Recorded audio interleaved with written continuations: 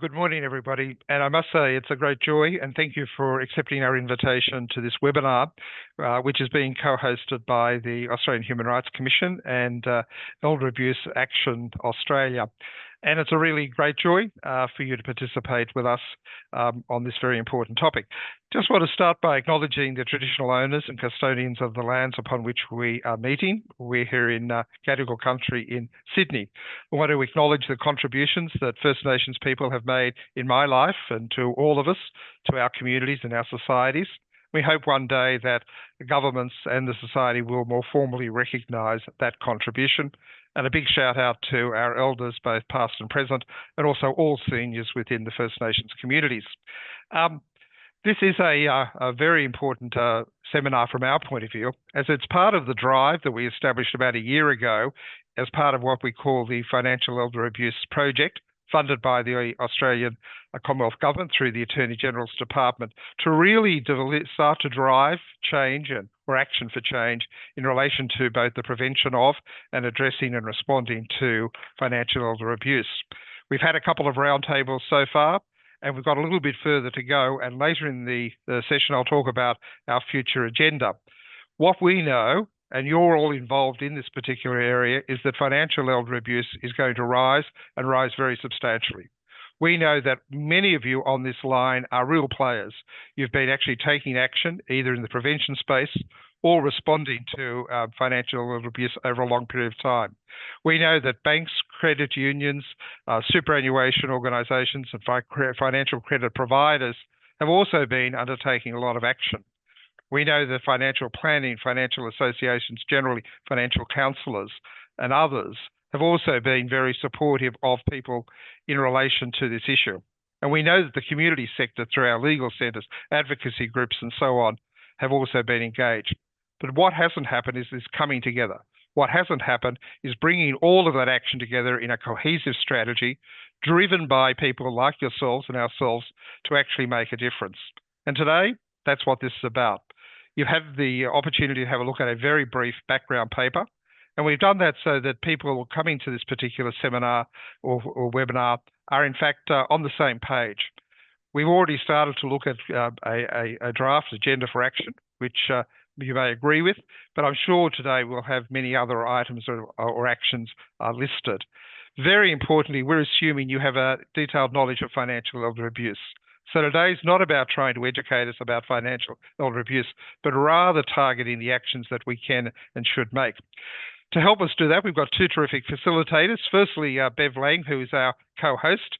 Bev's been remarkably Executive Officer of Elder Abuse Action Australia since its inception in 2018. Just a truly terrific organisation made up of so many like-minded organisations.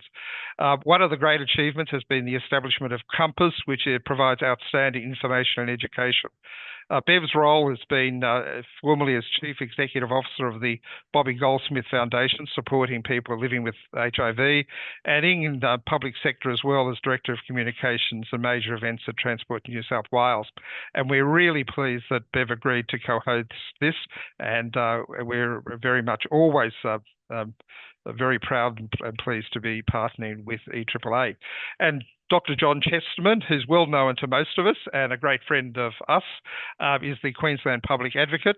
John's had a long career in relation to these issues, having been Victoria's Deputy Public Advocate. And before that, he was an academic. I understand you're also a historian, not only a lawyer.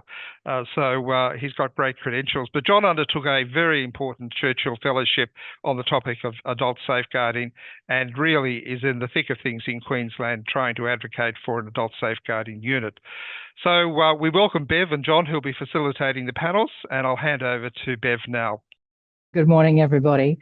Elder Abuse Action Australia welcomes the opportunity of co-hosting this important event. This online forum will explore the decisive actions needed to reduce financial elder abuse in Australia, in Australia's banking and financial services sector. Before I introduce our first speaker, I'd like to run through some very basic housekeeping for this morning. There are two panel discussions that will explore prevention and early intervention and responses to financial elder abuse, creating, as Robert's already alluded to, an action agenda. This forum will be recorded and shared with all participants and then uploaded to the EAAA website in due course. Should anyone require closed captions, this function can be found at the bottom of your screen, hidden under a CC button, or it could be hidden under the three dots to the right-hand side of your screen. John and I will endeavour to seek answers to as many of your questions as possible within the time we have available. We ask you to use the Q&A function that's at the bottom of your screen for any questions or comments that you may have. And we ask that you consider being respectful in your interactions, both with each other and, of course, our speakers this morning. There'll be a 10-minute comfort break between the two panel discussions, and we'll give you plenty of notice of that. We ask you to complete a survey at the end of the final session. We'd really appreciate your feedback to help us improve events and present topics you'd find helpful in the future. Should any of this content raise any concern for you during this time, we have details at the end of the slides to show you, but also Lifeline on 131 114 or the Elder Abuse Helpline on 1800 353 374. Our next speaker is Anna Gilbard, a research officer with the Elder Abuse Prevention Unit, Uniting Care Queensland.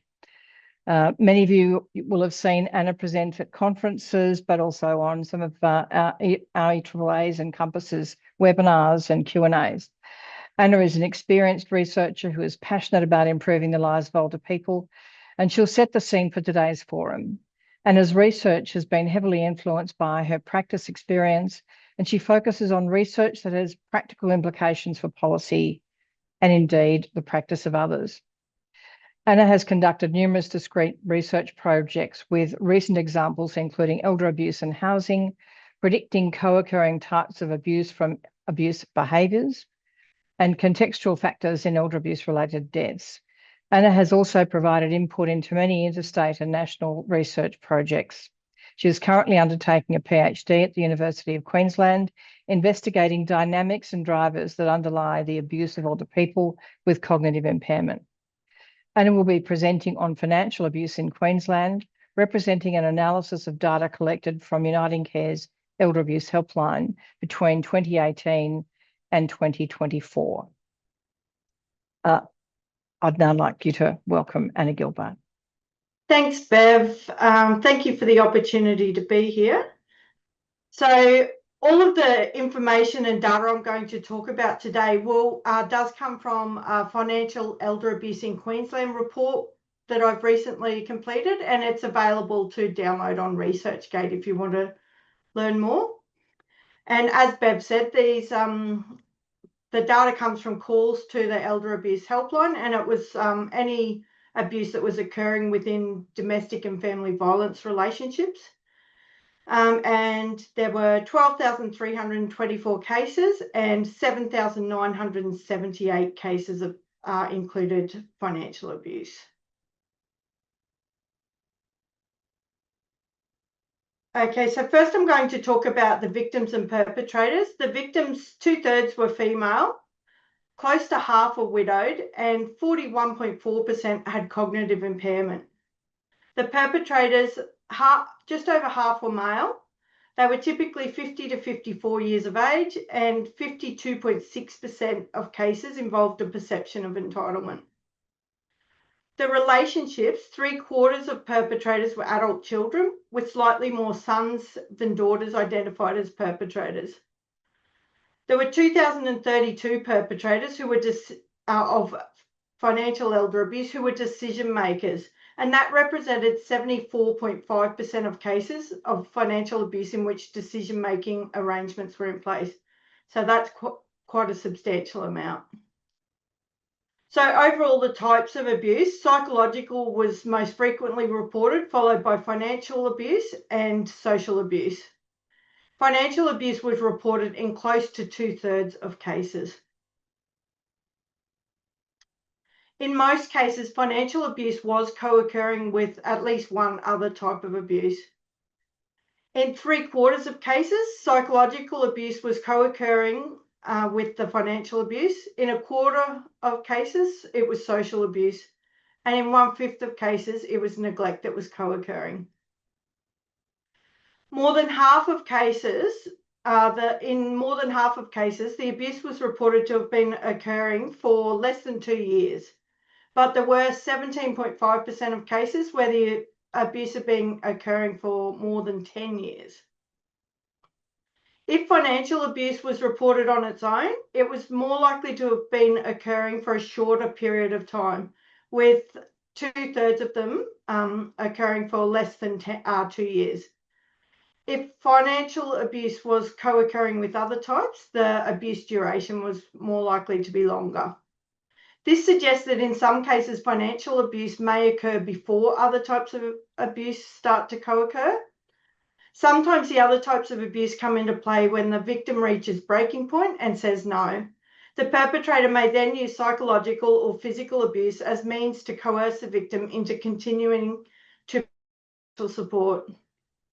In others, perpetrators might use social abuse to facilitate or hide financial abuse once it's already going on. I think this really highlights the importance of early intervention. We record information about the mechanisms of financial abuse. So as you can see, undue influence was the most frequently recorded mechanism, followed by EPOA misuse and the misuse of bank cards. EPOA misuse is even more concerning when you put it in the context that formal decision-making arrangements were only reported to be in place in 34.2% of financial abuse cases. Data about decision-making arrangements are only recorded by helpline staff if the caller revealed that a decision-maker had been either appointed by the tribunal or appointed as an attorney under an enacted EPOA. We also record information about the impact of the abuse on victims, and the impacts were influenced by whether financial abuse was occurring alone or whether it was co-occurring with other types.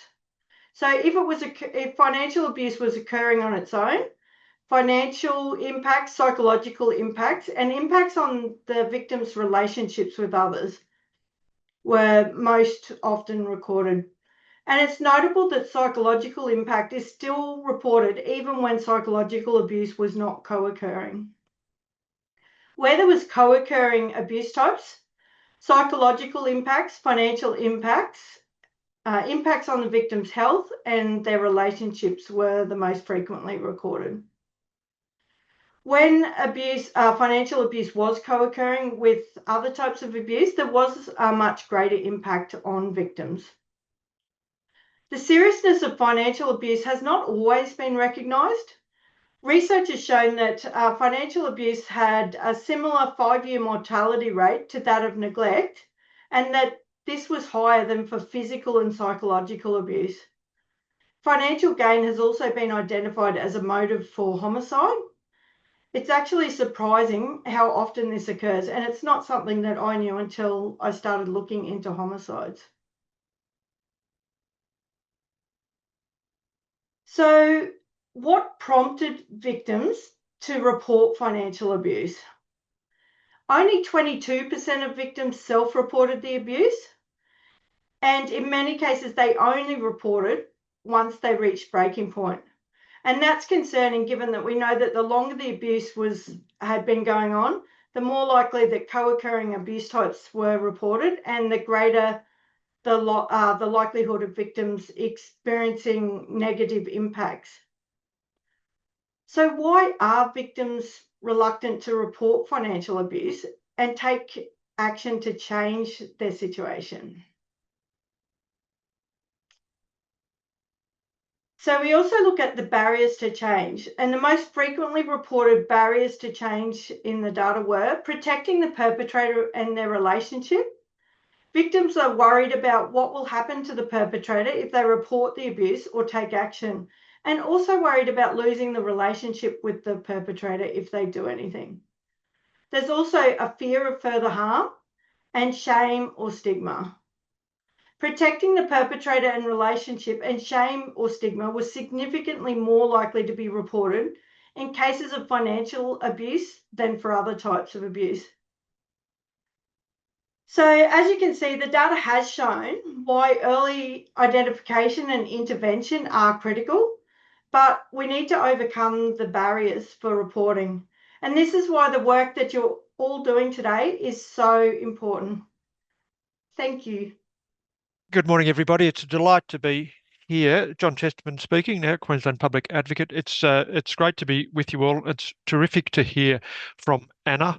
Anna is the expert on statistics in Queensland. She's the person you go to when you need to know some information. I always pick up something from listening to Anna, and a couple of things just in what she said this morning that really resonates. The statistics on enduring powers of attorney misuse is something that we really need data on, because the 2021 Australian Institute of Family Studies National Prevalence Study didn't capture that information because of the methodology, which saw the surveyors not able to speak to people with significant cognitive disability who may well have activated enduring powers. So that information is very important. And of course, the low percentage of self-reports of elder abuse, of course, is something that's very familiar to those of us working in the sector, but it just reinforces the need for us to find alternative mechanisms by which we can discover and report abuse. It's a delight to be here. I'm physically in Sydney with Bev and Robert and staff. Thank you, Robert, for hosting this important initiative, and Bev for co-hosting at EAAA. EAAA, as Robert said, is a very important agency that's addressing elder abuse, and its Compass website is now the lead website for many of the things that we'll be talking about today. And I just draw people's attention to the fact that the Compass website is ever expanding, maybe getting too big, Bev, but ever expanding, and it's now got some resources from the Australian Guardianship and Administration Council under the topic of You Decide Who Decides, which is a guide to the making of financial enduring powers of attorney. So thank you, Bev, for co-hosting. We've got an expert panel, and I'm going to introduce the panelists now. I'll introduce them all before I pose the first question that I'll pose to one of our panelists, Rebecca. But let me introduce all the three panelists. So we've got Prue Monument. Prue has extensive regulatory experience and a strong focus on practice improvement and public benefit. She's currently the General Manager, Codes and CEO, Banking Code Compliance with the Australian Financial Complaints Authority. In this role, Prue supports the work of 5 independent committees overseeing code monitoring activities, investigations of alleged code breaches, and promoting industry best practice across Australia's financial services sector. Prior to joining AFCA, Prue was the Executive Director of Regulatory Operations at Australia's higher education regulator, the Tertiary Education Quality and Standards Agency. So welcome to Prue. We've also got Caroline Wall. Caroline's the Head of Customer Vulnerability at CBA, where she leads pioneering work to protect customers from financial abuse and technology-facilitated harm. She spearheads CBA's response to abuse in transaction descriptions, implementing artificial intelligence and machine learning to detect abusive behaviour and support impacted customers. I think we could have an entire session on AI and the possibilities of AI. We won't, but come to that in a minute. Also, Caroline's a driving force behind embedding safety by design principles into CBA's banking systems, ensuring products and services are flexible, secure, and cannot be weaponised to cause harm. So welcome, Caroline. And our third presenter is Dr. Rebecca Edwards, with over 25 years in the legal sector focusing on social justice. Rebecca's now Director of Legal Services at ARC Justice, a human rights organisation and community legal centre, providing legal support to people in 13 local government areas in central and northern Victoria. Rebecca spent the majority of her career in rural and regional Australia, and she brings a particular passion for working with country Australians and is now developing an elder abuse service at ARC Justice. Rebecca honed her expertise in elder abuse with 5 years as the principal lawyer, then manager and principal lawyer at Seniors Rights Victoria, where I knew Rebecca very well. And it's a great pleasure to welcome you, Rebecca. Rebecca's been the co-convener of the National Older Persons Legal Services Network for the last 8 years and is a board member of EAAA and prior member of EAAA's advisory group. So welcome to our panellists. Rebecca, having just introduced you, I'm going to go to you first, if I may, with a question. So we've heard from Anna about the financial elder abuse data from the helpline in Queensland and some of the common threads, causes and effects on older people. I I suspect I know how you'll answer this, but do you think it's predictable or surprising, this data story, this many years after we've had a national plan to address elder abuse and the coordinated efforts to address elder abuse generally? Morning, John, Carolyn, Prue, and the audience. No, I don't think it's all surprising given that I've been in the space now for 8 years. I think it's also broadly consistent with the National Elder Abuse Prevalence Study in 2021 and studies done by, say, Seniors Rights Victoria, analysing their data over a 7-year period. Anna's data showed a high level of victims with cognitive impairment, which we know is a risk factor, but it also showed that there's 60% of victims who don't have cognitive impairment. So it's certainly not a precondition. And I just thought I'd highlight that, you know, we really need to be careful not to buy into that stereotype of elder abuse happening to the poor older person who has no idea what's happening. SRV's data, Seniors Rights Victoria data, also showed high levels of financial abuse, almost always co-occurring with psychological abuse. And I had thought that that might be because people were more likely to seek help for financial elder abuse rather than psychological. But Anna's data interestingly showed quite a high level of just the psychological elder abuse in calls to that Queensland helpline. So something I found interesting. You know, with the baby boomers aging, there's a lot of talk about the intergenerational, the largest intergenerational wealth transfer in history. And unfortunately, where money's concerned and the cost of living pressures that we're seeing, I think we all know that greed and inheritance impatience and expectation and generally just desperation in some cases are going to add to an increase in financial elder abuse. I did think that Anna's final slide about what prompted victims to report financial elder abuse was a bit heart-wrenching. 37%, I think she said, had only just found out about the Elder Abuse Prevention Unit. And also, I think she said 40% were at breaking point. So for me, you know, that's a good signal that we need to be doing more preventative work or early intervention work. Thanks, Rebecca. And if I could just continue on that theme. So you see clients, and you have for decades, more at the pointy response end to financial elder abuse. What, in your view, what do you see being done well in prevention work? And what are some of the big actions that need to occur to intervene early? And we heard from Anna, of course, that people are leaving it till very late. What do we need to intervene early and prevent financial elder abuse occurring? Yeah, so despite working in response, I'm a big fan of prevention work, and I certainly think there should be a lot more of it in the elder abuse field.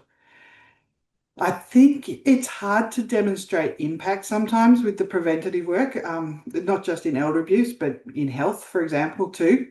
And to be clear, I don't think that means it shouldn't be done. It's incredibly important and it should be a major focus, because it means that people are taking more careful measures to protect themselves, or they're aware that help's available and they seek help early.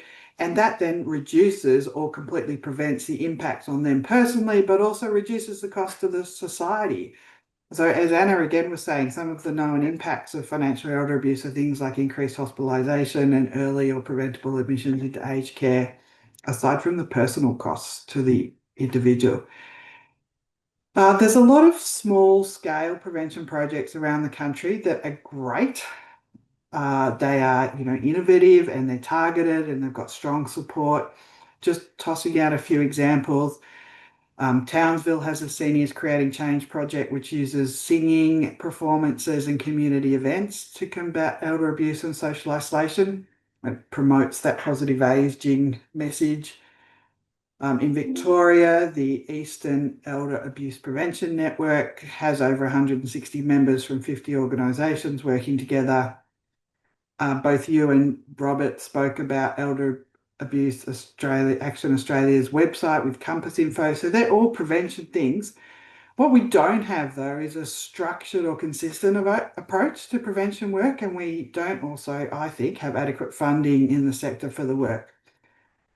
When you think about the investment that's been put into intimate partner family violence, so for example, in Victoria, since the Royal Commission in 2015, we're talking about $3.5 billion. only a fraction of that amount's been put into elder abuse. It's hard to find exact figures, but we're talking tens of millions. So it's a couple of % of the total. I know as a director of Elder Abuse Action Australia, funding for things like core funding for it actual to operate and for the website itself, it's limited. It doesn't increase much. So I do think we need that sort of structured approach. We need to invest in it. I also cannot stress enough how important it is to resource organisations responding to elder abuse if you're going to do the preventative work.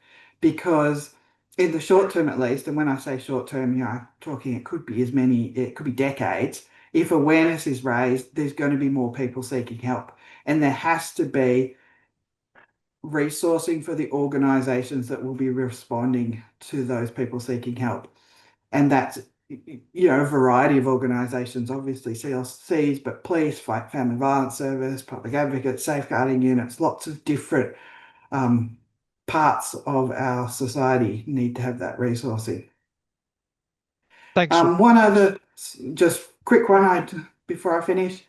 One area of interest for my prevention work from a legal point of view is that I'd really love to see older people receiving advice about the impacts of transfer of assets and joint housing arrangements before they do it, so that they can do it in a way that best protects them.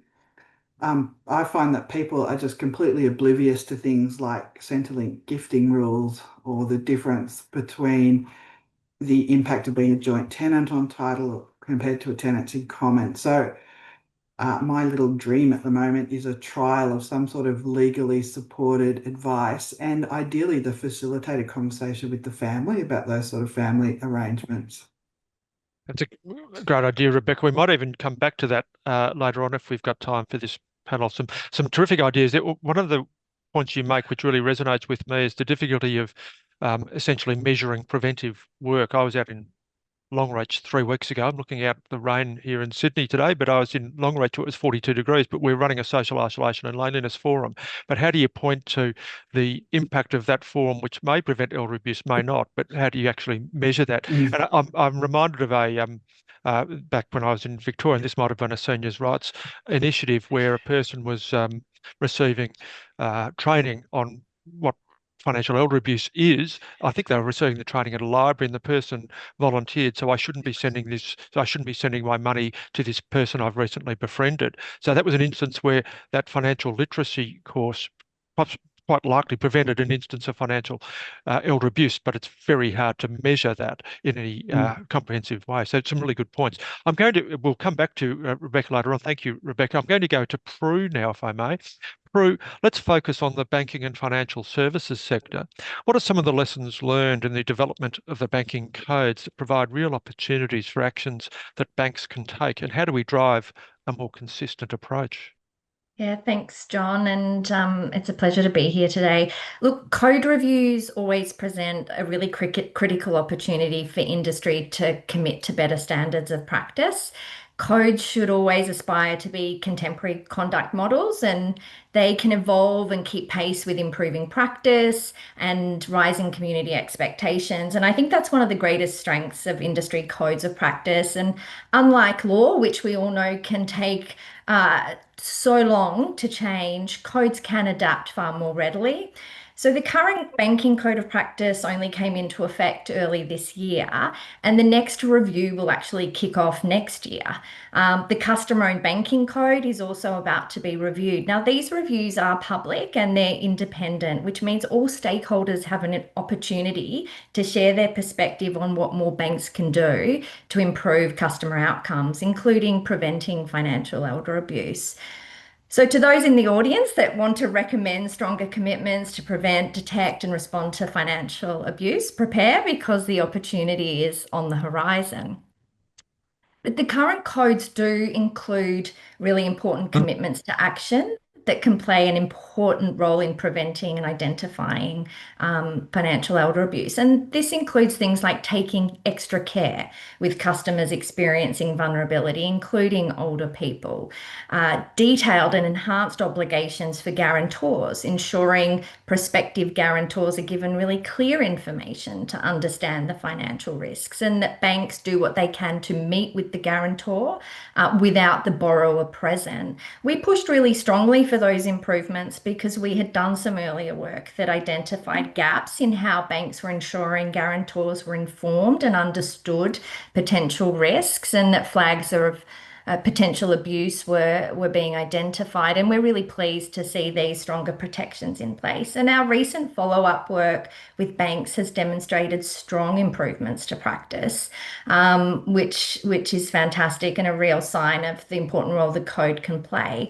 We're currently examining the practices of customer-owned banks in terms of guarantors, and we'll be publishing a report early next year. But the banking code also commits to provide customers with guidance and referrals to help people maintain or regain control of their finances, ensuring staff are well trained, that they act with sensitivity, respect, compassion, providing clear, accessible information.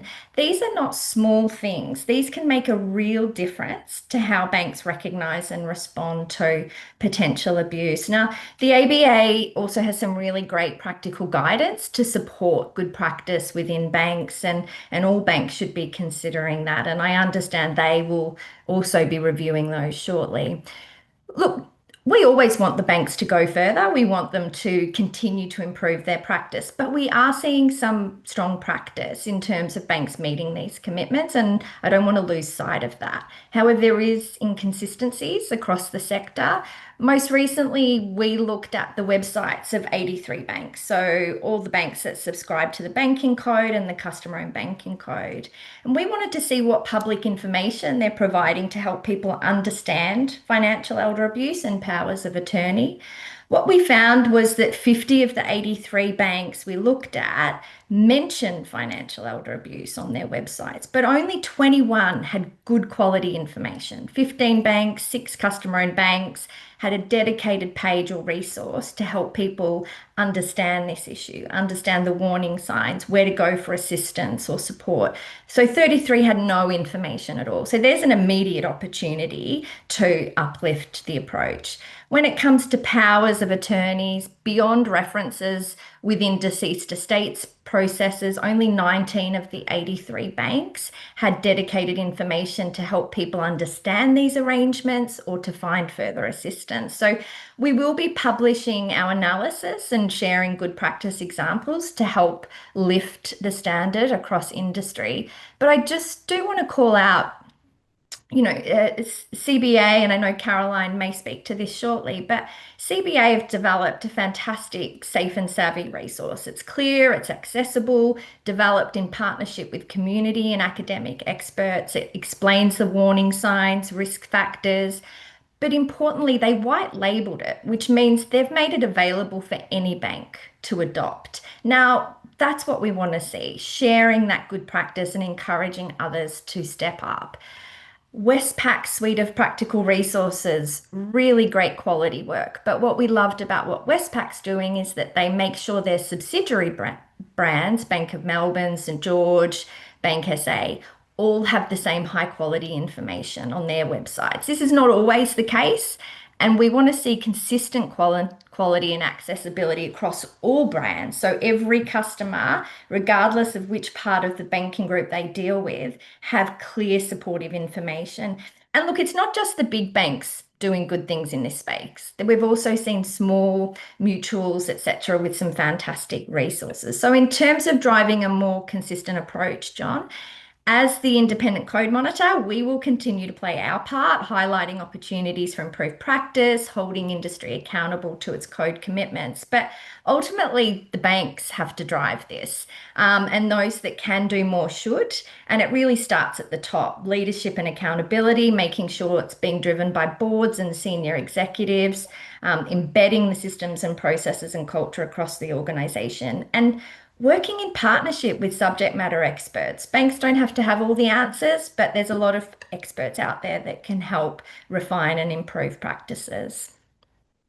Yes, thanks, Prue. And yes, you mentioned the relatively small percentage of banks that have websites looking at enduring powers. Of course, one of the issues there is the variability we have in enduring powers of attorney laws throughout the country, and the difficulty of any website capturing that variability accurately is something that inhibits that broad coverage. And I say I'm sitting next to Robert, and we'll come back to that topic of harmonisation later on. But thank you for that. A follow-up question to you, if I may. Just we've heard about the role of codes. What are some of the other kind of key drivers for enhanced action to prevent abuse through the financial services sector? What's pushing reform here? Well, look, I think, at the end of the day, banks uh, want to look after their customers. What is good for their customers is good for their business. And so when we engage with senior leaders within the banks, there is a real commitment to identify and support customers experiencing vulnerability, including financial elder abuse. So I think the challenge is then how you get that happening across the business. So, they want to do the right thing, want to protect their customers. It's then about how you roll that out. Look, I think one of the other drivers for prevention is that frontline capability and awareness of staff. Practical scenario-based training, helping them spot red flags and act early, empowering staff with clear escalation pathways, and that confidence to intervene, I think, can make a really huge difference. But I think there's also three other key opportunities or drivers that can really play an important role in the prevention space. And Caroline, again, may speak to this, but I think the three key elements we see: safety by design, smart detection, and good quality public information. So that safety by design in product and service design, Westpac again had white labeled its safety by design toolkit. Be really great to see safety by design as part of ASIC's design and distribution obligations. But if not there, certainly a clear code commitment in the next version of the codes, I think would certainly help drive prevention. Some banks already do this really well, this safety by design around their products and services. It's inconsistency. So it's about how do we lift all of industry to that high standard, and certainly codes can play a role there. Smart detection, such a key opportunity area for early detection. The use of data and transaction monitoring to identify suspicious patterns. We know so many banks are doing this well and getting much better at it. And there's an intersection with the work they're doing on scams as well and other financial crimes. But I am aware that Austrac's Fintel Alliance is currently working with banks to see if they can come up with a set of indicators or flags that help banks identify potential financial elder abuse early. This is really important work, and I'm hopeful that it's something that can be shared with all banks to support improved identification across industry. And you said, you could talk about AI in and of itself in a whole webinar, but we are starting to see and hear just how helpful this can be to frontline staff. Not to replace frontline staff, but helping frontline staff when they're on a call or they're engaging with a customer to understand those cues, to make sure they're being referred appropriately, to make sure the staff have the information in front of them to support them as well as they can. And just coming back to that public information piece, we think this is really critical, this education and awareness to prevention. Help people understand financial elder abuse, what it is, how to protect themselves, how to protect their loved one or someone they care about, where to seek assistance. Now, the codes encourage customers to tell their bank if they're experiencing vulnerability, but for that to happen, people need to feel safe. They need to feel supported. They need to feel confident that they'll be treated with respect and understanding, and they want to understand their options.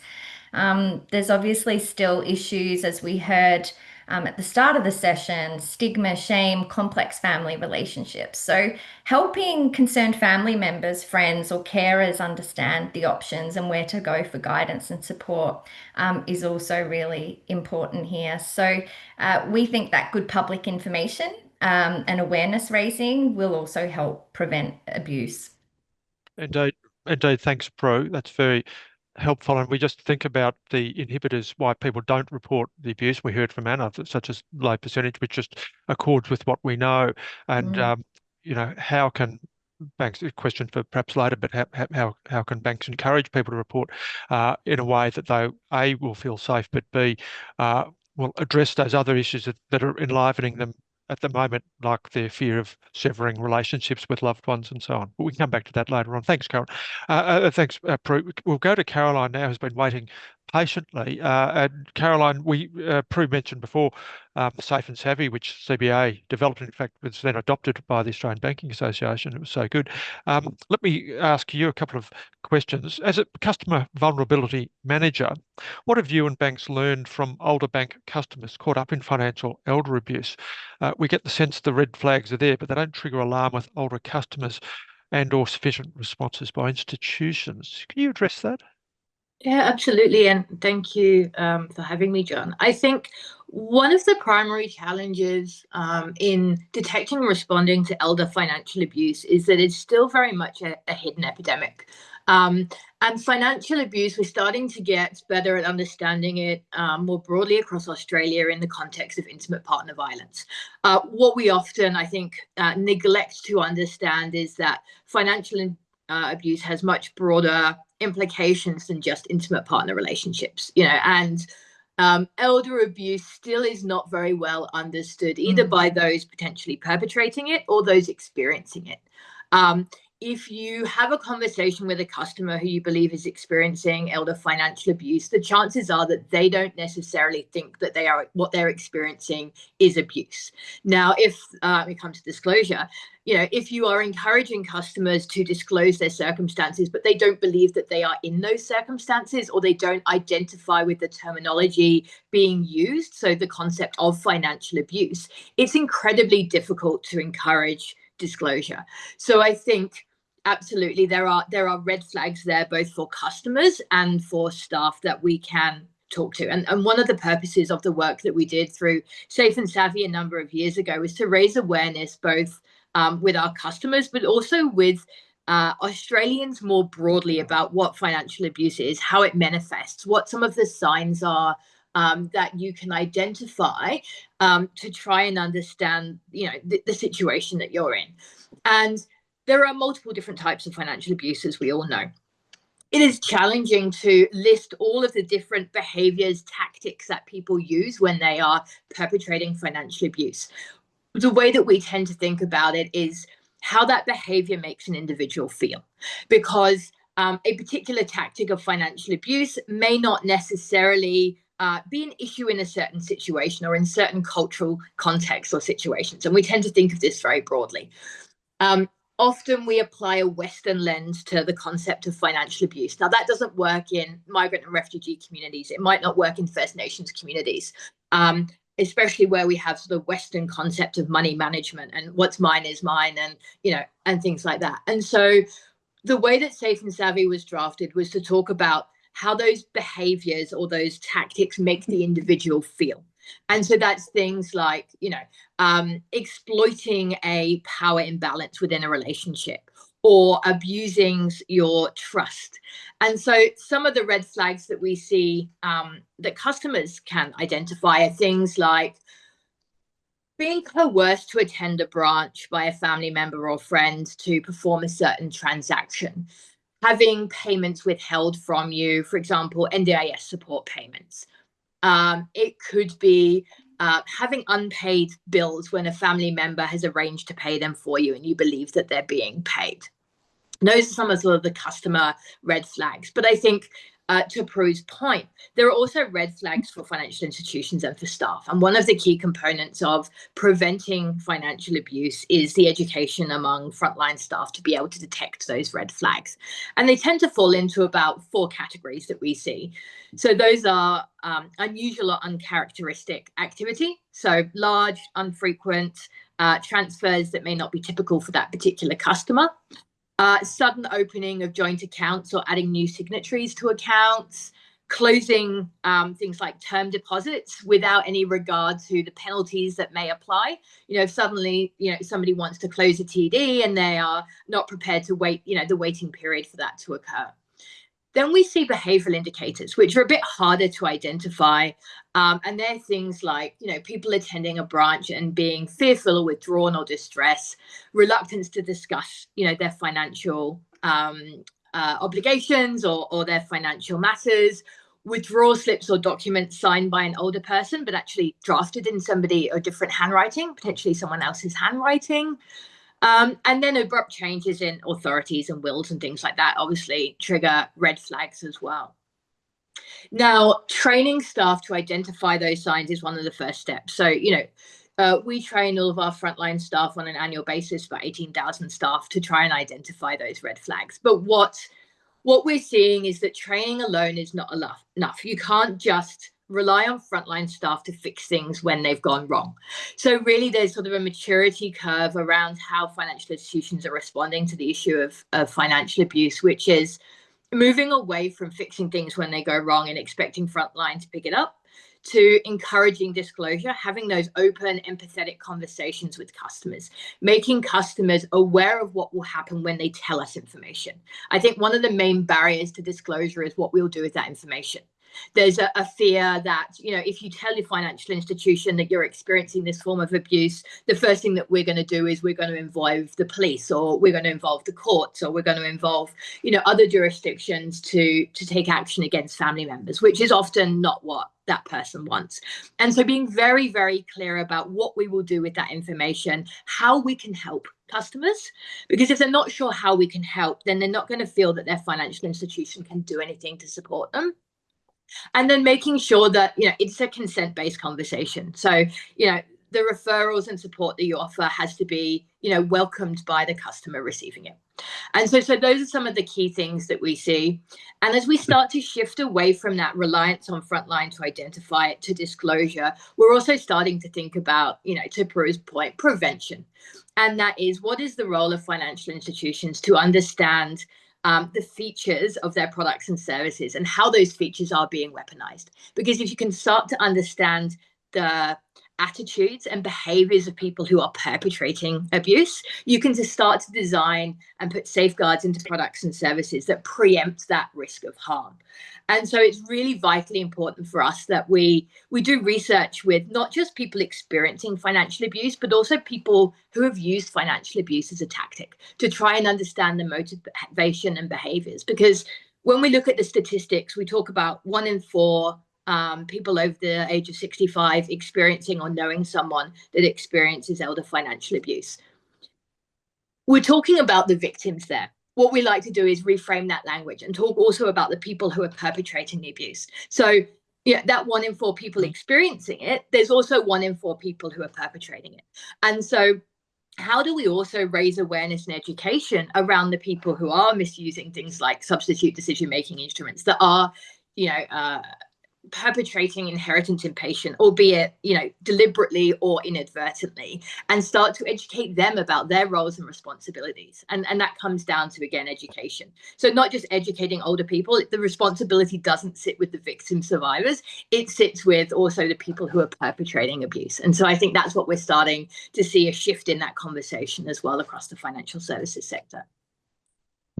Thanks, Caroline. That point you make about the need for clarity about what banks and other financial services will do with information if they receive it is a point really well made, and I think it even goes further if there's not clarity from the institution's perspective about what they'll do with information, actually less likely to seek it, because, and that's a repeat theme that I think we'll be talking about later on this morning. That issue of, if you don't know what to do, then you're actually less likely to ask about how someone is faring.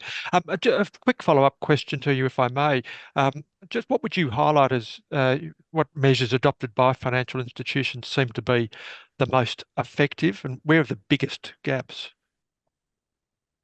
It's a great question. I think there's a number of things, and not to reiterate Prue's points, but there's partly the prevention from a systems design perspective, so safety by design, very effective at preventing harm before it occurs.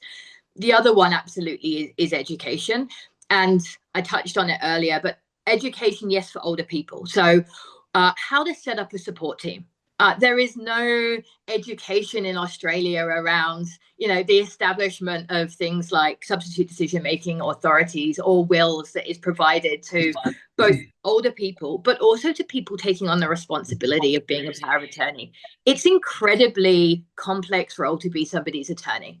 And there is, I think, a lack of education for people performing that role, for them to understand not only their rights and responsibilities, but also, their own safeguards for them as an attorney. And so when we see things like financial abuse through substitute decision-making instruments, it tends to fall into two categories. There is the deliberate misuse of those substitute decision-making instruments. It's a decision. That money is going to be mine in a year. I'm just going to use this authority to, spend some of this money now while, mum or dad is still alive. And then there's what we call inadvertent, it's a very simplistic, view of it, but inadvertent financial abuse, which is people not understanding their role as an attorney, the understanding, will and preference clauses, or depending what state and territory you're in, best interest clauses in those documents, and doing things like, well, I'll do mum and dad's grocery shopping, but I'll just pay for my groceries at the same time while I'm there.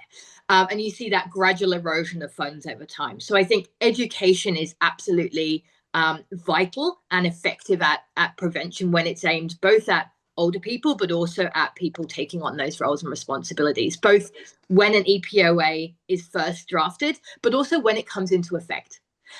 Because it could be 20 years between you taking on or agreeing to take on that role as an attorney and then actually having to act on it.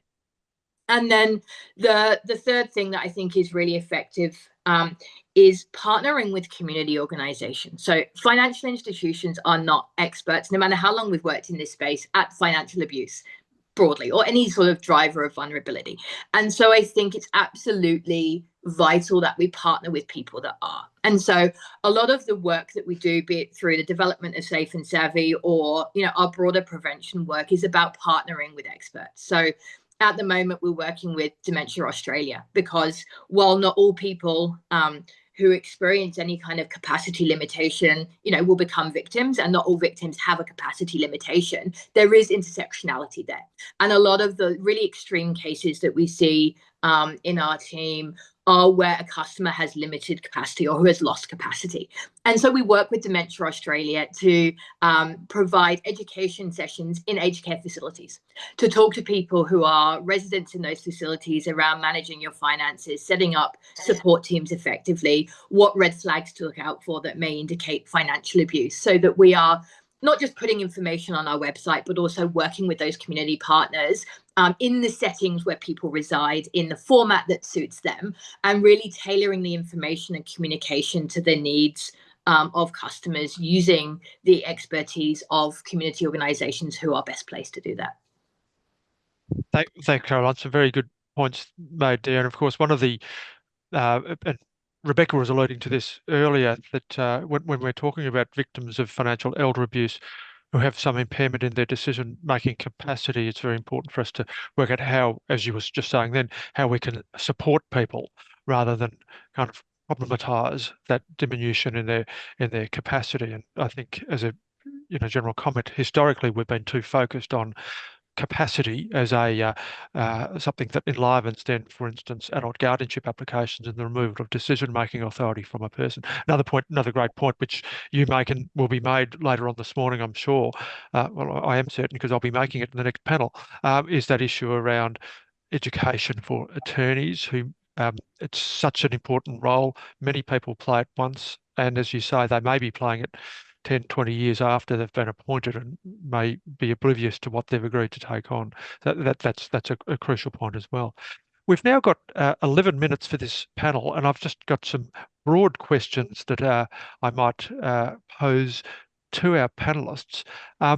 We've got one that has disappeared from my screen. He says it's just we've got so many interested points to be made. One was about for Prue, just on codes of conduct, whether there's anything that's relevant to the activation. So some financial enduring powers of attorney are activated on the person's loss of decision-making authority. Is there any code that points banks to having kind of routine noting on their files when someone is stepping into a substitute role, either through an enduring power of attorney or indeed they might have a financial management guardianship appointment? Anything there? Look, there's not a specific obligation that sort of explicitly states it in those terms. And, Carolyn may want to talk about what the sort of current practice is. But in terms of taking extra care of customers experiencing vulnerability, we would be, expecting that those things are carefully monitored, tracked, etc. But yeah, currently not explicit in its requirement in the code. But Carolyn may be able to add more context around current practice there. Absolutely. Thanks, Prue. While I can't speak on behalf of all financial institutions, I know many of them do have indicators in system that when a substitute decision-making instrument is submitted, that there is an indicator on customers' profiles that lets frontline staff know that there is, that management order in place, be that an EPOA, a POA, or an FMO. I would say one of the primary challenges, and I know probably John's going to touch on this later, is around the currency of POA documents. And so one of the challenges that a lot of financial institutions face is that there currently is no centralized register of enduring powers of attorney. So it can be challenging for financial institutions when accepting those documents to understand whether they are current or whether they've been revoked. And so in some really complex cases of elder financial abuse that we see, we may be presented with more than one power of attorney document. And it's very difficult to know if one's been revoked or if one's still active without having sort of a centralized database or register to be able to log them. So each institution will have their own way of sort of managing some of those conflicts, but it's definitely a challenge. Not knowing that one exists, that's relatively, I'm going to say simple, but that's relatively unproblematic. But understanding, whether they are being misused by, brothers or sisters or other family members can be a challenge for financial service institutions unless there is some kind of centralized database to be able to refer back to. Indeed, and that work has there has of course been national work on possibility of establishing a register, and it was agreed that the focus at the moment be on increased national consistency in our state and territory financial enduring powers of attorney laws before the register would be optimally workable. It's something still on the agenda, but it's still a long way from reality. But as you point out, that causes banks significant challenges in knowing whether, for instance, a dog-eared enduring power of attorney which is presented to them is in fact, for instance, the most recent one. Thank you for that, Caroline. I've got an interesting question here that's come in about what evidence we have about how older people and perpetrators understand the terms financial abuse and elder abuse. It's interesting, actually, and I'll just open this to any of the panelists, because we heard Anna Gilbert before talking about how there are a significant number of calls to the helpline in Queensland around psychological abuse, and that's something that I think has changed. There is a broader understanding in the general community that psychological abuse can be a form of elder abuse. We know from the National Prevalence Study that was the highest ranked form of abuse at about, looking around the table, about 14% of people reported psychological abuse. So, but do any panelists have a particular response there to what they think older people are, and perpetrators indeed, are understanding by the terms financial abuse and elder abuse? Anyone? Rebecca, I'm looking to you from your years of work in the CLC sector. Is there a kind of a change in understanding about those I terms? think it's not a massive issue with the people who come seeking help to me or to the CLC. But that's not to say I don't think it's an issue for the people who are not seeking help. So, you know, I've certainly been to presentations and heard about situations where, say, in called communities, you know, that using terms like elder abuse is just not appropriate, and it doesn't help raise prevention and awareness. So I do think it just depends on the circumstance and the situation. We don't tend to talk about financial abuse when working with First Nations communities or migrant and refugee communities, just from feedback from, you know, organizations that we partner with, like First Nations Foundation and SCOA in First Nations communities. Elder financial abuse could have different connotations as well. So we tend to talk about the financial abuse of older people rather than elder abuse as a term, just to ensure that we're being sort of broad in our understanding. But also financial abuse as a concept doesn't necessarily resonate or work in First Nations communities. And so again, we tend to talk about how behaviors and tactics make you feel. And if you feel uncomfortable with a particular behavior or healthy money management, so we talk about healthy money management and behaviors as opposed to the term financial abuse, because it's just more culturally appropriate in some of those communities. And the same in migrant and refugee communities, where you may have different cultural nuances to how money is managed in relationships. And so very much tailor the messaging and communication to the audience to which you're speaking to, as opposed to adopting a broad term such as financial elder abuse for us. Oh, John, you're on mute. I pushed the button, but inadvertently put it back on. I'm the first person to do that today. I win a prize. I'm going to ask you all in a moment. We've got 4 minutes. I'm going to ask you for a short, snappy answer to in a second to this question. What's one point you want people to take away from what you've said to us today? Before I do that, though, we have had one other question come through, which is an important one in the field of what you might call inheritance conservation. What do you do in a situation where an older person's money is not being used because, for instance, Nana doesn't need these new clothes, doesn't need her hair done every week? How do we address that form of abuse where a person's being effectively denied access to their own funds? I'll look to you, Rebecca, again. Sorry, that I know this is something we've talked about over many years. There's a fine line there, of course, between what constitutes, you know, mistreatment and neglect and so on. But where we're just talking about, as I say, inheritance conservation, do you have an approach there? I think this is one, it depends on the extent of the abuse around it as well. So if it's one where there is otherwise a good positive relationship, you know, that might be one that might be suitable for a mediation or just a conversation with the adult child or the grandchild. Yeah, no, yeah, enough. No, that's helpful. Thanks. And just in the 90 seconds available before we move back to have a break, I'll go around. Just is there one take-home message you've got? First, I'll start with Prue, then Caroline, then Rebecca.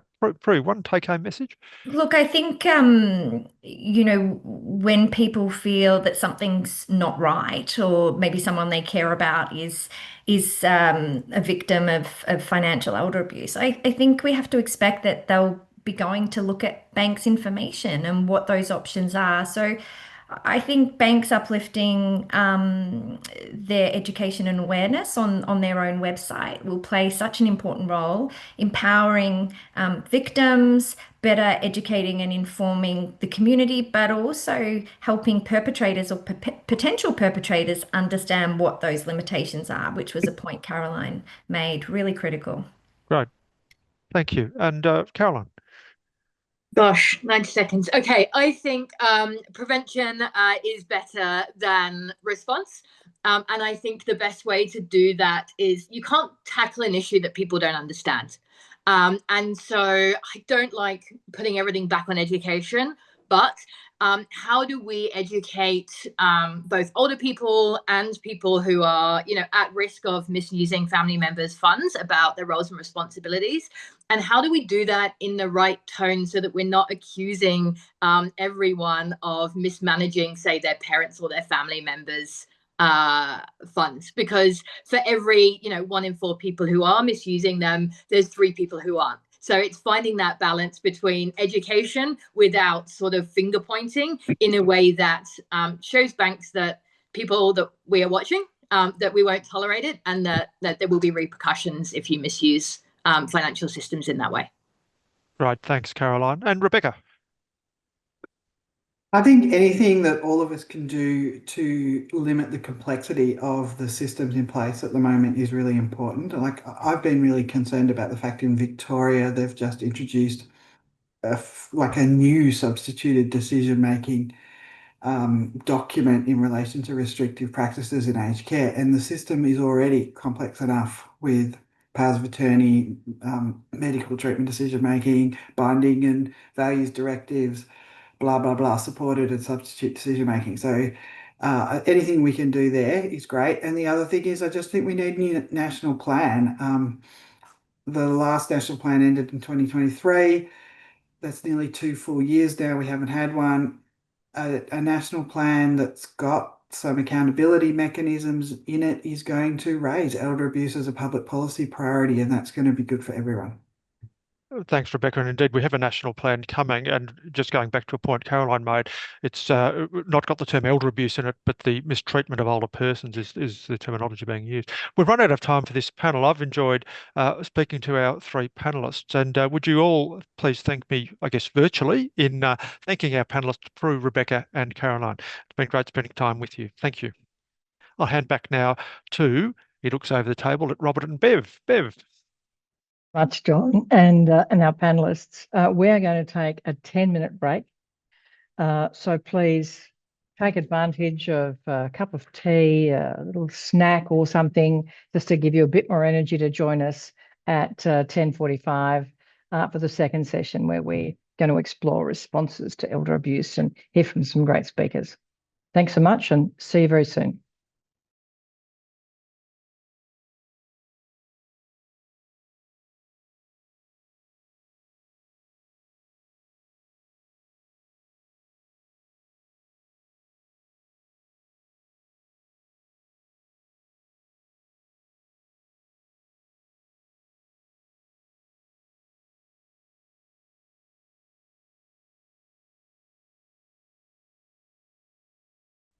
Welcome back. We've just learned more about the prevention and early intervention areas around financial elder abuse in the previous panel. Now we're going to take a look at the consequences when systems, families, institutions, trusts and relationships, and ageist attitudes don't meet the needs of people as we age, particularly as we particularly in the older age. The abuse and mistreatment of older people, sometimes referred to as elder abuse, is a complex health, justice and social issue that can have devastating consequences for older people, their families and communities. Abuse can be, as we know, just as a reminder, physical, sexual, psychological, or emotional, financial, or neglect. We know that the number of people aged over 85 years of age will more than triple over the next 40 years, and those over 65 in that age group will be expected to more than double in the next 40 years. So we know that there's a lot of data and information coming our way. We know that the WHO definition of elder abuse is as a single or repeated act or lack of appropriate action, which I think is where we're all sitting in this conversation. It's not just the action itself, but perhaps not taking action, particularly in relationships of trust. And so to that, to help us with that conversation are our panelists, Lynn Lehume, Simon Lyons, and we're going to welcome back John Chesterman just because he loves to have a chat about these things. So to Lynn, prior to joining Justice Connect, Lynn Lehume has spent over 20 years in private practice at law firms and in-house at corporates in governance, in corporate tax advisory roles in Sydney, New York, and London. She was the principal lawyer for the not-for-profit law program at Justice Connect from 2021 and appointed as the manager of Justice Connect Senior Law Program in 2024. Since 2020, Lynn is also a director of a not-for-profit Altogether Now, an organisation which aims to promote anti-racism in Australia in schools and workplaces through education and training. Simon Lyons is the Chief Executive Officer of Traditional Credit Union, Australia's only Indigenous-owned and led bank, dedicated to serving remote Aboriginal communities across the Northern Territory. With a strong focus on ethical leadership and community empowerment, Simon brings valuable insight into the challenges and solutions surrounding financial elder abuse. We're pleased to welcome him to today's forum. And we've already heard from John, so I don't think I need to introduce him as well. And similarly to the last session, we are going to just ask each panelist a couple of questions. We'll keep an eye on the Q&A and the issues that you're raising, and we have a sort of bank of people typing away and doing some research as we're speaking. So we'll try and get to as many questions as we can. So to Lynn, Justice Connect is an example of collaboration across health and legal sectors to support older people experiencing or at risk of elder abuse, including financial elder abuse. Is it important, do you think, to take this whole person approach, and why? Thank you, Bev, the AAA and AHRC for the opportunity today, and everyone for your time. So Bev, at Justice Connect, the whole person approach is so important because the financial elder abuse is often part of a complex family dynamic with complicated relationships and often health-related issues as well. So hence we have developed tailored legal services through our Health Justice Partnership, HJP model, which means as lawyers, we work with health professionals and social workers at hospitals in New South Wales and Victoria to address those experiencing or at risk of financial elder abuse on site. And we believe this multidisciplinary approach is critical to addressing financial elder abuse because we know that legal issues do not exist in a vacuum. They are caused by the needs of the whole person, which are often complex and intersecting, and as such, a purely legal response does not provide an effective solution. We also note the current research that non-legal workers, such as healthcare professionals, play such a vital role in identifying legal need earlier. This is because we have provided the health professionals with training about risk factors, and we also leverage on our embedded relationships with them under the HJP model. And this is what encourages clients to engage with legal support when they might not otherwise have considered this or face the barriers to do so. And it might be worth refreshing ourselves on that National Elder Abuse study. About 6 in 10 of those experiencing elder abuse do not seek help or advice from a third party, and that older people were more likely to seek support and advice from health professionals rather than lawyers or the police. So therefore, that holistic approach is very important because the HJP models facilitates accessible legal support in a trusted environment. For example, what we see on the ground, clients may be unable to attend appointments independently to get legal support. They may have communication issues. They may be isolated to the extent that our lawyers would struggle to connect with them in the absence of visiting a health service or presenting at a HJP site in the first place. And then critically in practice, the HJP model is so effective because a medical appointment is a window of opportunity away from the perpetrator. It provides a safe space for our lawyers or the health team to explore the power dynamic with a third party. And if I could illustrate with a de-identified client story, that's very quick. Adam is a Chinese man who had a stroke and was referred to by our social worker at one of the hospitals that we are co-located at. A few years previously, Adam had appointed his 3 children as his attorney and guardians. While he was recovering from the stroke, his 3 children took all his money from his bank account and transferred it to a new one of which he had no access to. His children also took his passport and birth certificate. Once Adam was able to recover from the stroke at hospital, our HJP lawyer was able to assist Adam to revoke the power of attorney and other legal documents appointing his children. Then the HJP lawyer was able to contact the Priority Assist line for the bank on Adam's behalf. And here, this is a service that assisted vulnerable clients. With the assistance of this service, the bank was able to actually transfer all his money back to his bank account. So it's a great outcome. Then the social worker was also able to assist Adam to apply for new identification documents, and he was able to travel back to be with his family again in China. So in that example, what works well is the legal support they receive as a whole person with complex and intersecting needs is met by a multidisciplinary team. And the benefits of this approach is that it reduces hospital presentations, decreases stress, and increases quality of life for our clients. There are opportunities to extend this multidisciplinary approach and whole person, for example, collaborating with the financial sector in terms of financial counselling skills, and this could actually lead to better overall client outcomes as well. And we also think that if these health justice partnerships could be extended to regional, isolated or cold or other First Nations communities, this could also reach those people. So thank you, Bev.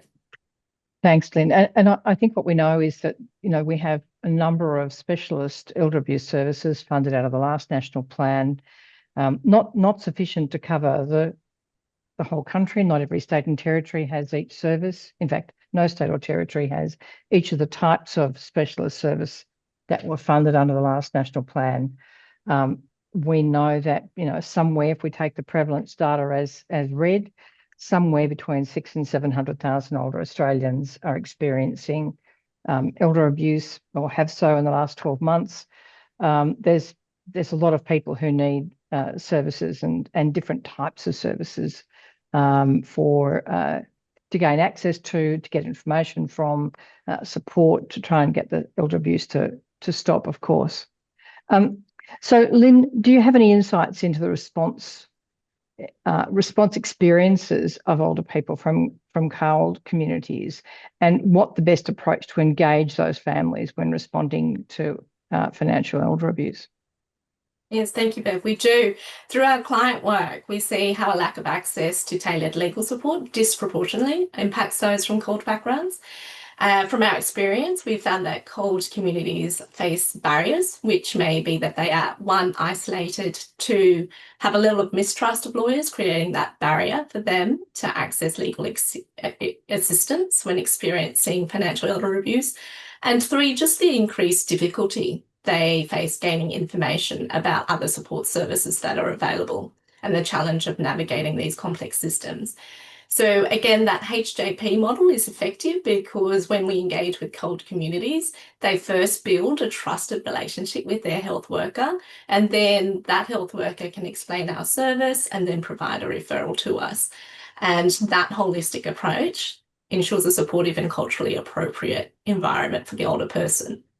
And then specifically to address some of these challenges faced by the CALD community, Justice Connect has worked really closely with members from the CALD community to co-design and develop a free resource called the Conversation Guide to help people plan their future across 3 key areas, both personal, financial, and medical.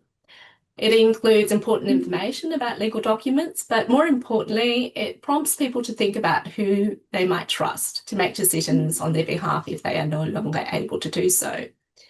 So our approach to addressing these multiple barriers and engaging with the CALD communities was as follows for our Conversation Guide workshop. Isolation, we worked with community partners directly, such as ECCV, and health partners such as CoHealth in Victoria, to identify and target the seniors groups that could benefit from Conversation Guide workshops at physical locations that suit them. This in-person setting worked well because people attend on their own without family members, and they really benefit from hearing the experience of their peers. We also train bicultural educators to run these conversation guide workshops, and then we benefit from their cultural knowledge, sensitivity, and understanding of different communities. And then we promote these conversation guide workshops in publications specifically addressed at CALD communities to raise awareness. In terms of lack of resources in relevant languages, we've made sure that the conversation guide is available in multiple languages. We have Vietnamese, Turkish, Chinese, and Italian. An Arabic version is also being developed, and we will roll out more over the next few years. And this guide can be used in different ways. So it can be used by the individuals themselves or with their friends, family, or community workers together. Then Justice Connect can offer to run a facilitated conversation guide workshop using qualified interpreters where appropriate. In terms of lack of knowledge about other available supports, when we run the conversation guide, we talk about what other available supports and resources are available during these workshops. We make sure everything is done in plain language as well, and with qualified interpreters. Then we provide and sensitively discuss financial elder abuse using fictionalized case studies based on our legal works to discuss how future planning can be a safeguard against financial elder abuse. Then, more importantly, we run legal clinics with our Justice Connect pro bono member law firms, where they can provide free legal help in putting legal documents in place for those that can't afford that legal assistance. And they put that in as requested by the attendees on the day. So far, we have focused on the Vietnamese and Chinese-speaking communities, but continue to expand our reach here. One of the law firm partner firms have given us feedback and have said that it has been incredibly rewarding to be able to offer expertise and to help to ensure that older Australians' wishes are clearly documented and protected. The clinic not only empowers them to make informed decisions about their future, but it also fosters a strong sense of trust and support in the legal community. And it's been a privilege to contribute to such a great cause. So we think there's a demand out there. The feedback we have received from the workshop attendees as well is that it's overwhelmingly positive, and it is seen as a very valuable service for the CALD community. In total, we've had 1,800 attendees and almost 90 workshops since we've started these workshops in 2024. And that is the extent of the reach at the moment. So we believe that this free resource that's been co-designed with the CALD community, the workshop, the free legal clinics, this all helps reduce and prevent the risk of financial elder abuse and mistreatment, especially for the CALD community. And we'd be pleased to share this free resource which is available on our website as well. Wonderful, thanks, Lynn. Well, we'll certainly talk to you about making that available and sending the link around after this session today.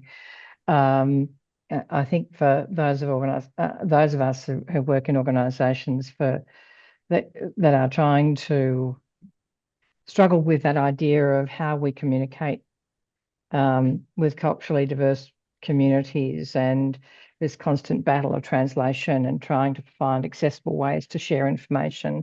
The example you provided is an excellent model that I think many of us can learn from. Thanks, Lynn. We'll come back to you a little bit later in this session. So, Simon, the traditional credit union's main customer base are First Nation peoples, where money and inheritance have quite a different context from non-Indigenous cultures. Do First Nations people understand financial elder abuse and the whys or the why nots? And yeah, so I'm really interested in hearing your perceptions and understanding. Thanks, Beth. Yeah, so traditional credit union operates across the top end of the Northern Territory.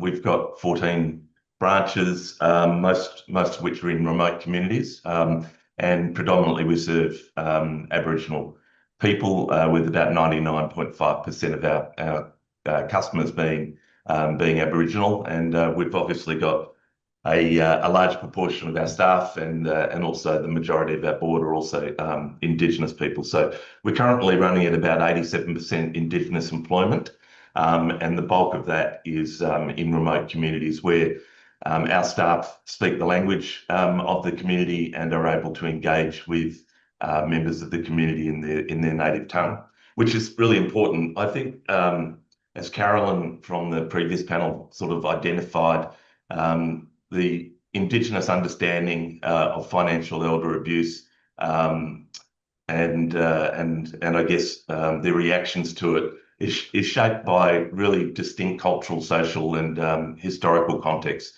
and all of which vary significantly from mainstream Australia's norms. So there's a lot of cultural complexity and misalignment in it. Even the term itself, financial elder abuse, obviously, we refer to elders in an Aboriginal context. Not necessarily all old people are elders in the case of Aboriginal people as well. So the definitions often clash with the cultural norms. And one of the biggest cultural norms in Aboriginal culture is that idea of demand sharing, where resources are expected to be shared within kinship networks.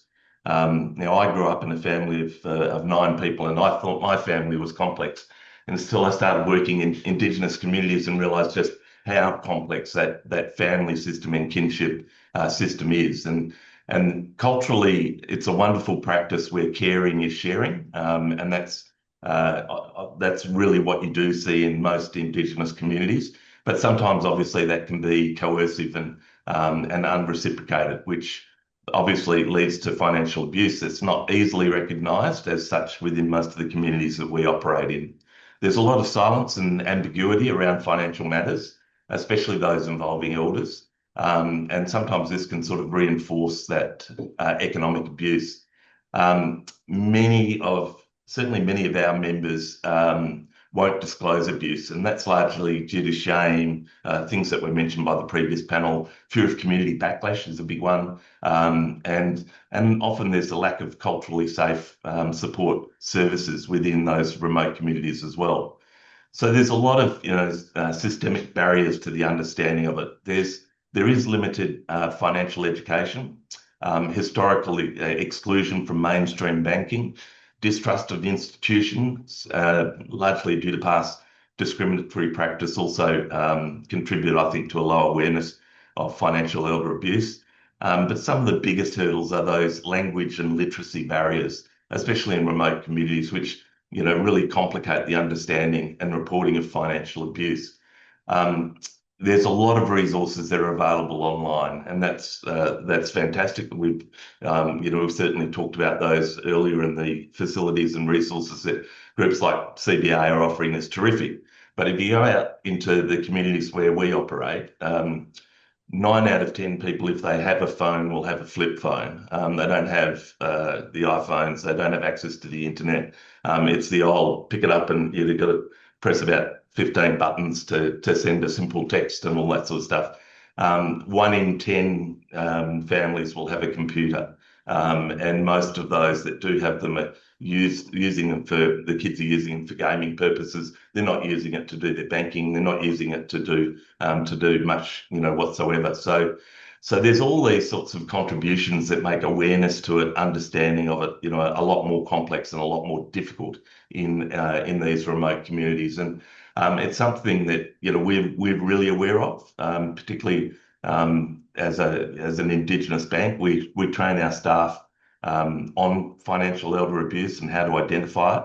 And we're probably lucky in as much as, because we do operate face-to-face banking, and the bulk of our customers choose to operate in that manner, we do have that sense of, you're speaking to someone, you can see there's a problem.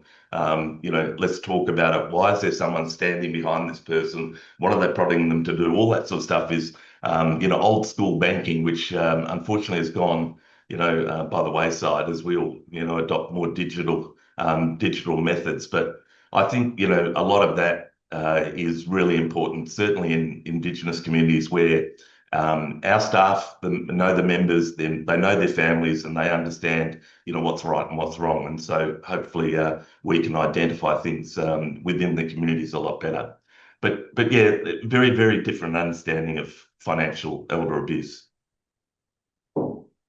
And Simon, do you think it's how do organisations like EAAA, for example, make that connection with those communities, or are we in fact best to go through organisations like yours. I'm also interested in how you tackle that sort of digital divide of the combination of fewer branches, flip phones not necessarily quite being the smartphone that many of us are used to using, and provide a gateway to a lot of the systems that we need to engage, MyGov and banking and etc. What are your thoughts around that? It was really interesting. I mean, there's been a lot of workshops, a lot of reports, and plenty of engagement, I think, certainly by government organisations in communities. And I personally have participated with Joe Longo, the chair of ASIC and the Indigenous outreach team that he looks after. They flew up to the Northern Territory last year, and I went out to Milingimbi and Maningrida and spent some time actually talking to people in the communities. And I think it was a real eye opener for the team, because they finally got to understand the digital divide. And there was a couple of great examples that were given to Joe when he was sort of asking, why don't people access these things, and what's wrong with all the effort that they're putting into smart money and all that sort of stuff. And one of the ladies in one of the workshops we ran asked Joe whether he spoke Chinese. And he said, no, I don't speak Chinese. And she said, well, could you read Chinese if it was put in front of you in a form? And he said, no, I definitely couldn't. She said, well, English is my third language. And she said, I can speak it, but I can't read it. I don't understand it. And this is a 57-year-old lady. So, not particularly ancient by any means, but, and you could see the penny dropped. There's a lot of time, effort and resources that are being spent by government organisations generally in trying to engage with Indigenous communities. But this sort of fly-in, fly-out approach doesn't work.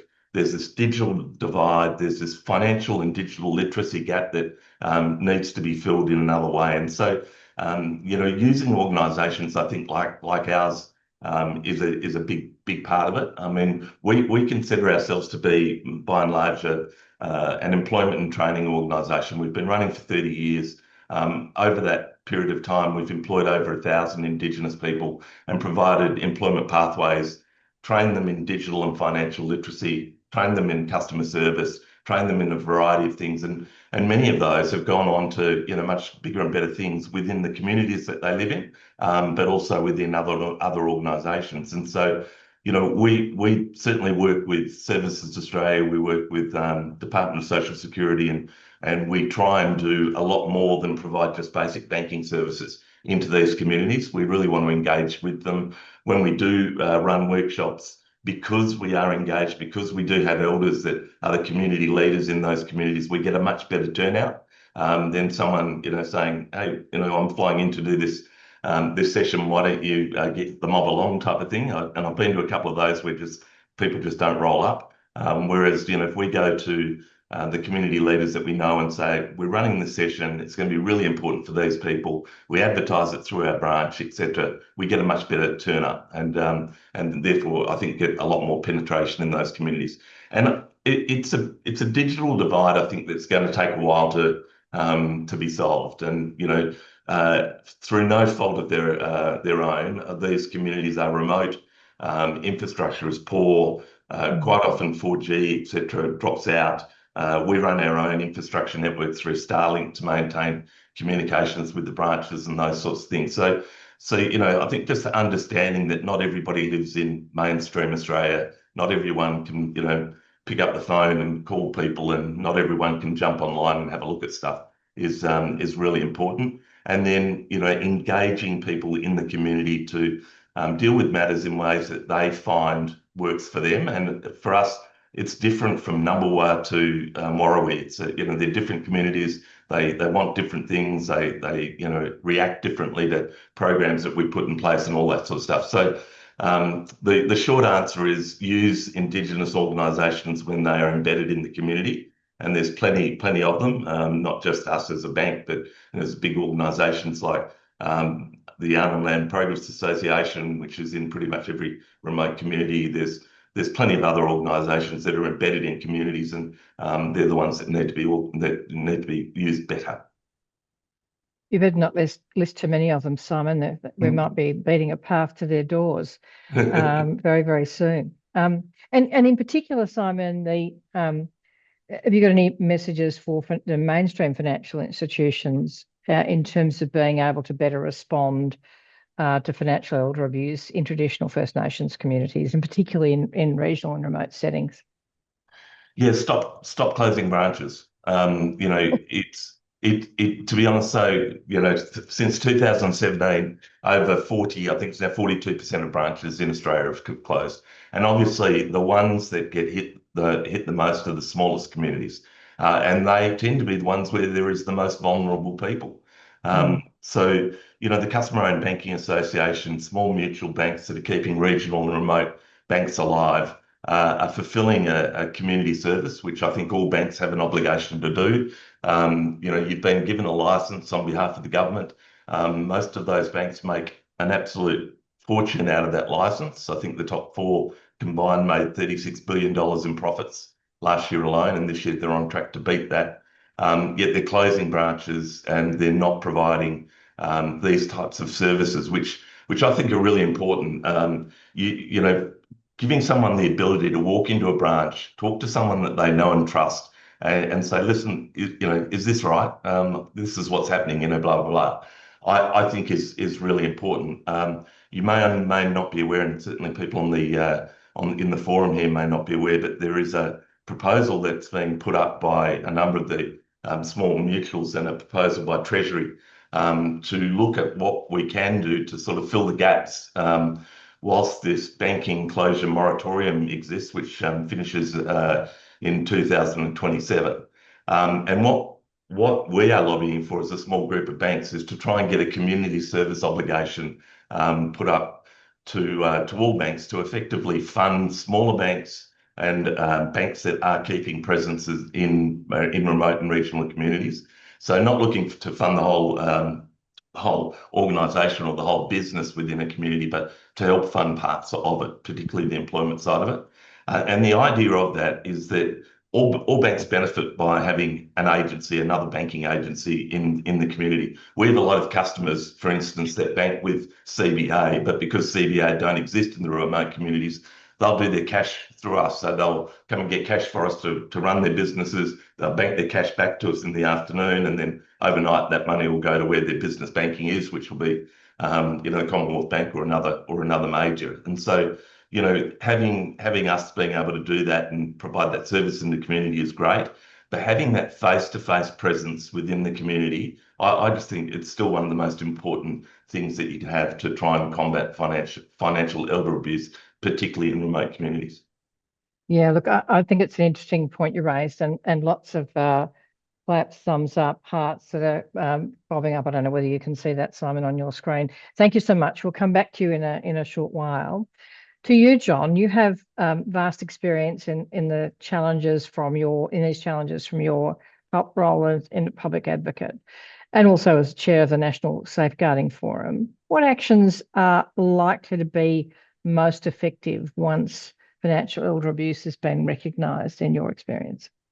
Thanks, Bev. And I'll answer that in just a second. I just want to echo something and say that Simon's kind of answers were worthy of a standalone seminar, I think, in some ways, but it's a really important point. In fact, we had a question in the previous panel we didn't get to around, with bank closures, how are we using social cues to pick up situations of concern? So we didn't get to that. So that's a big issue. To your question, Bev, thank you for asking that in terms of, you know, what actions are most likely to be effective. And the answer to this question depends a little on the degree of intention behind the abuse. And this is a point Caroline, the CBA, was making in the previous panel.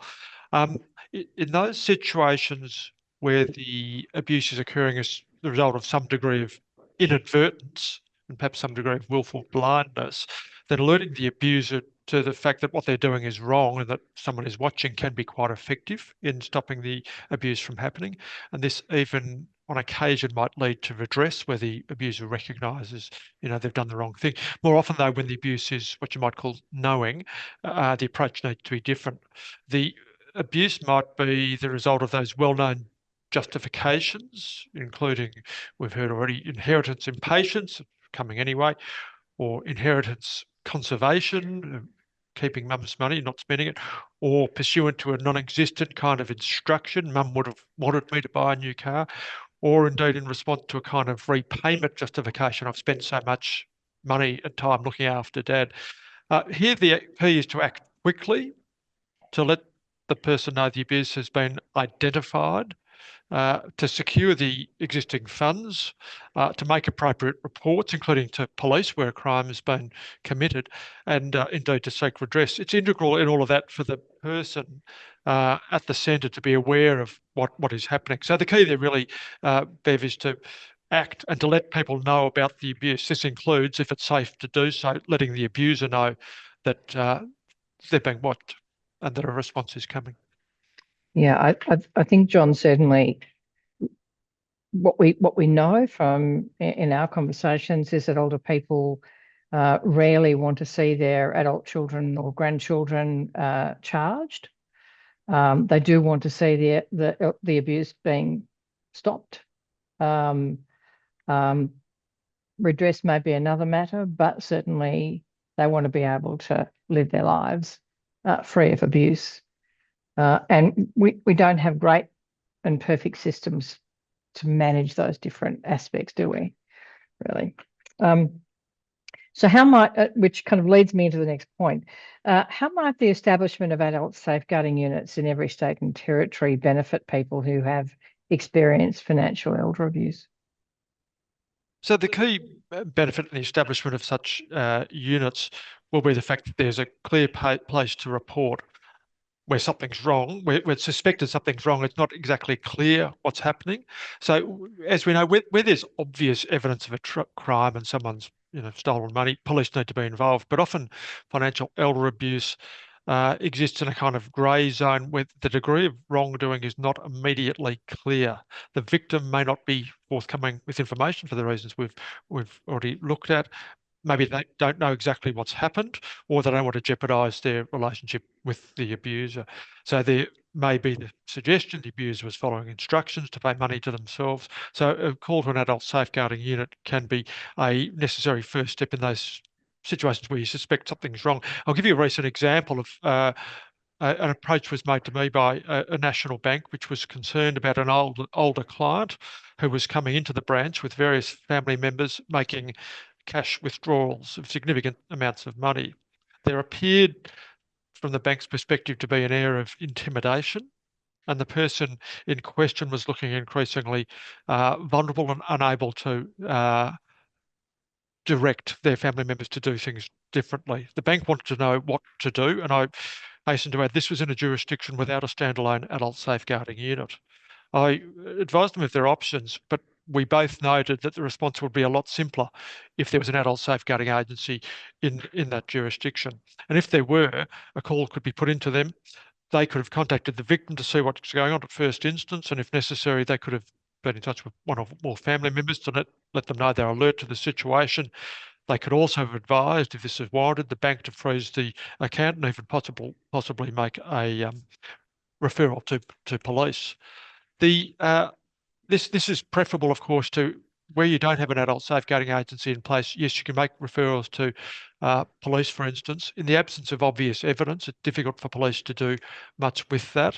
At the moment, one of the institutional responses we have is the adult guardianship system, which, as I'm often saying, in the instance of financial abuse, can often amount to a bizarre kind of form of victim blaming, where the response to someone being financially abused is to have their decision-making authority removed from them.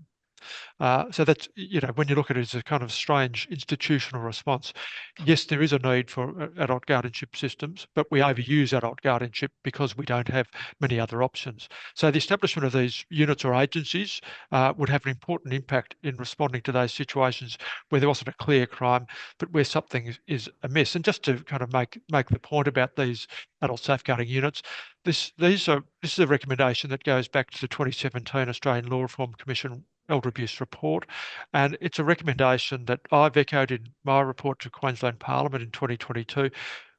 The Disability Royal Commission echoed it in a 2023 report. Same year, the NDIS review echoed it. So this is not a novel idea. It's one that is seen to be necessary to address what is a clear gap.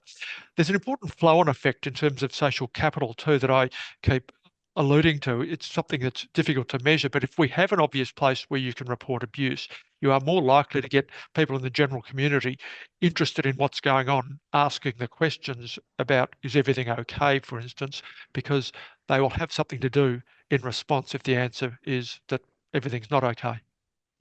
Yeah. And I think it's interesting, John, when we were doing the national plan consultations, or the work that was going to feed into our report about what should be included in the second national plan, a lot of comments from both the community workshops that we ran and the services was that there's no one to report to.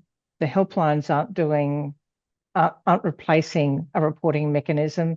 Yes, they might be able to talk to a person, take their call, make a referral, provide them with information, but that still isn't reporting as such. It's not taking action against the person causing harm. And people were calling for adult safeguarding units to be implemented around the country, given particularly the usefulness and function of the two that do exist in Australia at the moment. I think we'd all see that's an important element moving forward to get them funded, to bring that in. Indeed, Bev, and if we think about the kind of human rights implication of this too, it enables us to move away from this undue focus on the capacity of the person at the centre of the abuse, and we can more quickly just work with them. I mean, it is bizarre when you think about if we're relying on that kind of guardianship system, that our first response to a victim of what may well be a crime is to question their decision-making ability. It's the antithesis of what we've been discussing so far this morning, really, isn't it? So to our three panelists for this session, we're going to run out of time in about 5-6 minutes, but before we hand back to Robert. But as financial abuse is growing, what's your key public policy response that you'd like to see happen? And I'll give you an extra 30 seconds to talk about the key response you'd like industry bodies to address as well. I'm going to start with John, and then I'll go to Simon and Ben. Oh, sure. So I'll just be brief. For me, the key kind of policy response is the identification in each state and territory of the key agency with which concerns about the financial exploitation of what I would call at-risk adults should be raised where there's no obvious criminality. So the identification of those adult safeguarding agencies in each jurisdiction is a key policy response. For the industry response, mine would be wanting to see regularised business practices from banks and other financial services providers regarding the steps they take in flagging and responding to concerns. This echoes something that Prue and Caroline were talking about in the first panel. Just having that clear systemic response so that everyone knows what actions are going to be taken would be a significant improvement in our ability to address financial elder abuse. Yeah, great. Thanks, John. Simon. There's probably, love to say there's one public policy response, but there's several I think that I'd like to see. The key public policy response I'd love to see is the embedding of culturally safe, trauma-informed and community-controlled financial services into the national elder abuse prevention strategies, and that's just so important for First Nations communities that the community is involved in whatever is designed to educate and inform. The second one I've already hopped on my high horse about, but that is the bank closures to stop those and to support small community banks such as ourselves that can provide services which can assist both with the financial elder abuse, but also with the scams identification and prevention, which I think is hugely important. And the last one, we operate as part of a network that services the Enhanced Income Management Smart Card, which has been controversial in the past, but it's now voluntary. And that we run a contract with Services Australia to provide those services. We've had 20% growth in that card over the last 12 months. And a lot of that goes to help people that are finding themselves, particularly people that are on welfare, that are finding themselves the subject of any form of financial abuse, whether it be family domestic violence, whether it be old age people being humbugged by their family, etc.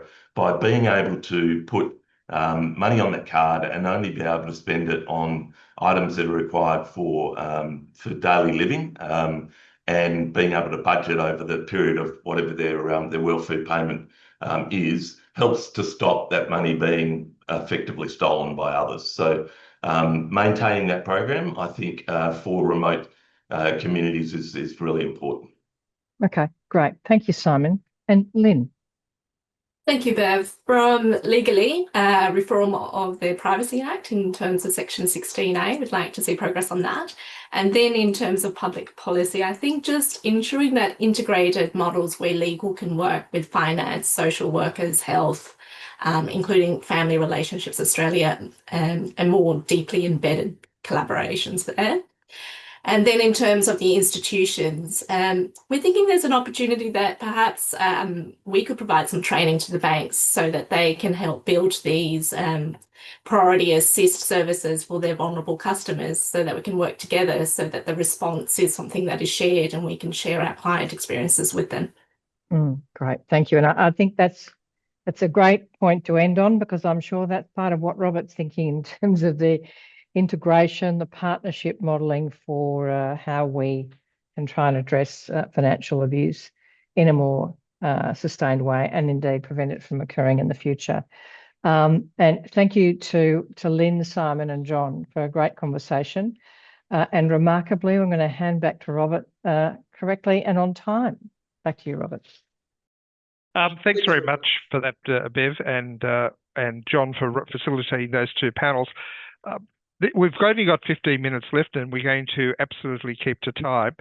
This seminar was an invitation only, and we had 150 registrants, and even at this stage, we've got over 100 still with us throughout the morning. And what we wanted to do, as I said right at the beginning, was to talk to those organisations, individuals who have got skin in the game, to use my expression. They're actually doing things. They're actually players in this important discussion. And you've seen that through the participants we've had on the panels. And I have to say, it was very hard to work out who we would have on the panels, given the enormous number of people with expertise and skills. Just for a couple of minutes, I'm going to have a conversation with Bev and John, basically just to get their reflections on what's the main takeaway they've had from today. But also I want to talk about collaboration. We started this project 12 months ago with the support of the Attorney General's Department. But we wanted to do it very differently. We wanted to say that government has a role in relation to the national plan, which we're still waiting for, but hopefully it's soon. We've got the new national preventative framework being developed, and we've had some consultations on that, as others have. So the government's doing things, not as quickly as we'd like, but no doubt they will come. But it seemed to us, in relation to financial elder abuse, this is the only form of abuse where there's intermediaries: banks, superannuation, credit organisations. And there's a range of organisations specifically designed to provide financial advice: financial planners, financial advisors, financial counsellors, and of course accounting and other services. And then we've got that support network we've talked about. So my approach was, if we could get all of those players together in some sort of project, then in fact we can really ramp up the action whilst we've got the plan, whilst we've got the preventative frameworks coming out. So that was our basis. So I just want to talk to John and to Bev about that. So Bev, firstly, just having listened today, what's your takeout message about the way forward and the value of collaboration? And are there any particular areas where you think collaboration would really be something that you think would achieve good outcomes? Look, one of the things that I think is interesting that EAAA is thinking about, but it's been represented in this conversation today, is we have all got, I won't say we've got bit parts to play in this. everyone has great knowledge, some experience, exposure to parts of communities other organisations don't have.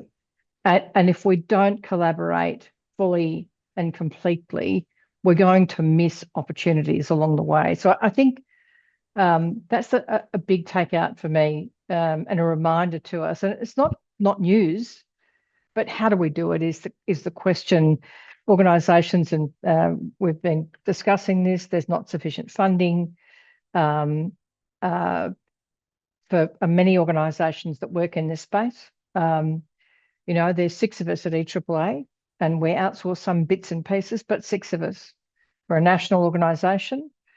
We have organisation and individual members. We have all sorts of responsibilities to do things like advocacy, national plan, compass, these sorts of things. There's just not enough. It's just not enough of us to do what we'd like to do and what other people expect of us.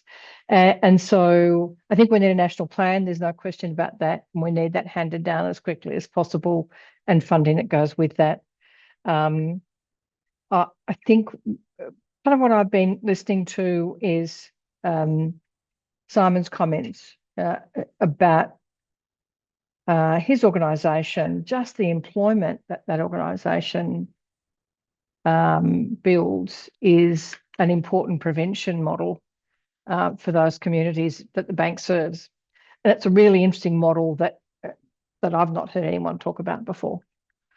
And it's both an opportunity to financially secure communities, but also provide education, and not just for those people that they employ, but also for others in their community and in their family groups.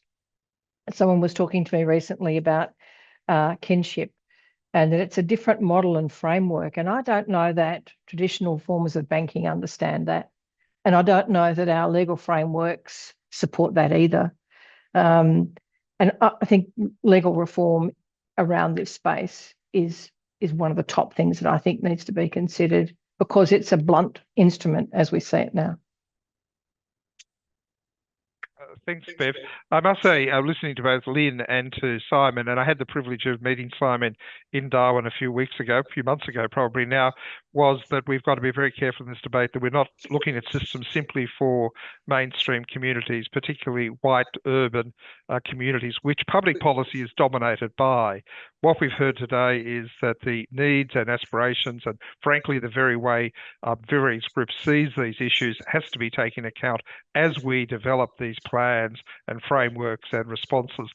And from my point of view, the only way you can do that is actually working with other organisations across the financial services sectors, across the advisory groups, but also with the culturally attuned groups that are out in those communities, as has been said. John? Thanks, Robert. Look, I've enjoyed hearing from all the people today. One reflection is we're hearing a lot of repeat issues, of course, that keep getting raised, and indeed that there's great expertise in the broadly defined sector. We're talking about complex social dynamics often, and responses need to be geared accordingly, and I think collaboration is really important there. It's not good enough to say, we just come in all guns blazing all the time. Sometimes there are greater complexities at play that approach can lead actually to more harm. So we've got to work out and gear our responses accordingly. And as I say, and as you say, collaboration there is really important. There's greater bank interest in this topic than ever before, I think it's fair to say. And at the same time, one of the repeat matters that's been raised today is how do we compensate for bank closures in terms of the identification of abuse, because that's an obvious way in which you can identify abuse where someone's being coerced in a branch.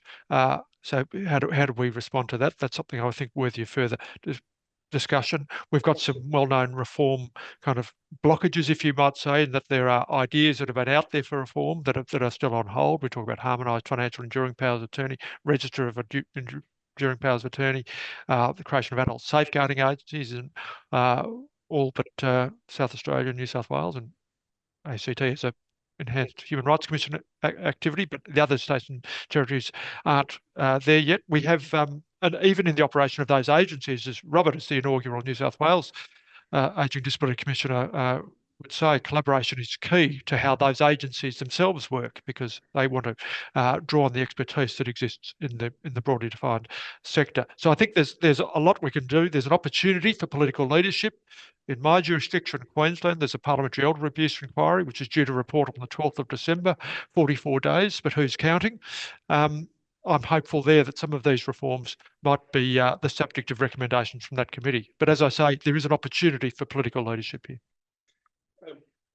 So just to both of you, given that the facts and figures around financial abuse have been out there for some time, there's been several inquiries that predated the establishment of, say, the Ageing Disability Commission in New South Wales, or the Adult Safeguarding Units in South Australia, and of course in the ACT. Is there a particular barrier to the really active engagement by state and territory governments, and maybe less so the Commonwealth government? Do you think there's a barrier that we have to breach, to break, to actually get even more sustained effort than we have today? So, John? Look, I've never heard a cogent argument against the creation of those adult safeguarding agencies. The concern always is financial, and so we talk about the potential saving. I talk about the potential saving in the guardianship jurisdictions. We should have much less use of adult guardianship and much greater engagement with people who are, in this case, the victims of financial elder abuse, and those adult safeguarding agencies are the right way to do that. As I say, the concerns that have been raised are only financial in my experience, not. And there are arguments about which particular model do you have, a departmental unit like in South Australia, or a standalone commission. I think the standalone commission is the better of the two, but there are good-natured arguments about that. But as I say, there's no in principle objection. It's more the financial commitment to make it work. Robert, I think one of the barriers, part of the barrier is to state and territory governments that, we've seen this in the harmonisation conversation of enduring powers of attorney and the National Register, that it's very difficult to get a consistency out of the state and territory governments. They're interested in their own model. I think when we're talking about sweeping generalisation, perhaps on my part, but when we're talking about states and territories, they're interested in their own model and not about collaboration. And we've got we're waiting at the moment for the national plan to be approved by each of the states and territories. Each of them have different processes. It's a challenging model to move forward on. Well, on that note, whilst Bev and John are still with us, we're going to wrap it up. Just where we're going to from this project, as you know, started 12 months ago, and it's got a little bit longer to go. We will have another couple of roundtables with invited people to those roundtables. We've already had 2 across the sectors, and with slightly different participants each time, but a core that have been the same.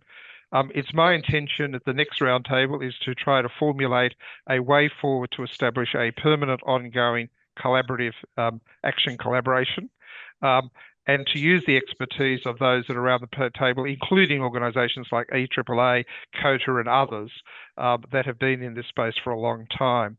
So we intend to not end this project and say, well, that was job well done.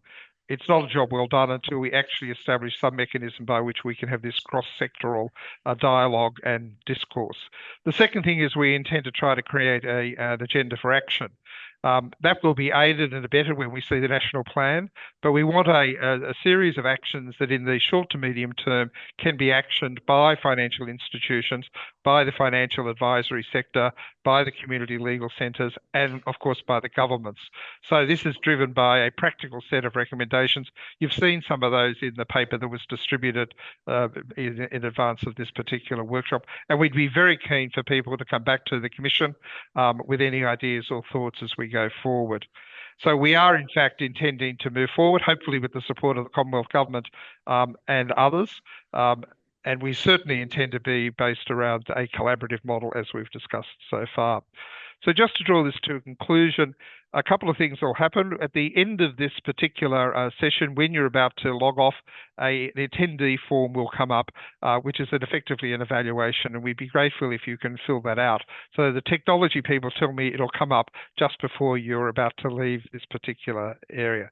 The second thing is, I think will come up on the screen very shortly, is areas or access points for further information in relation to this particular project, but also in relation to the financial elder abuse issues generally. And it'll have links to EAAA and, of course, to the Australian Human Rights Commission as well. So I think I've done everything. I'll just check that I haven't missed anything with this great team. The last thing I want to do is to firstly thank, obviously, our facilitators, our panelists, very much, and they have been terrific and excellent. We could have invited a whole lot of other people, but I think we've done well with the people we've had, and they've certainly contributed valuably to this conversation. Secondly, I want to thank the staff of EAAA, and in particular James, who's been the technical controller behind all of this. And thank goodness it's all gone well, and thanks to him, and to Diane also from EAAA, but also from our own office, Carrie, and particularly in this case, Amanda, who has really put this work together, and she and they have done a terrific job. So thank you, everyone. Again, this is an ongoing piece of work for the Commission. It's one of the 4 streams that I intend to continue to promote through my term.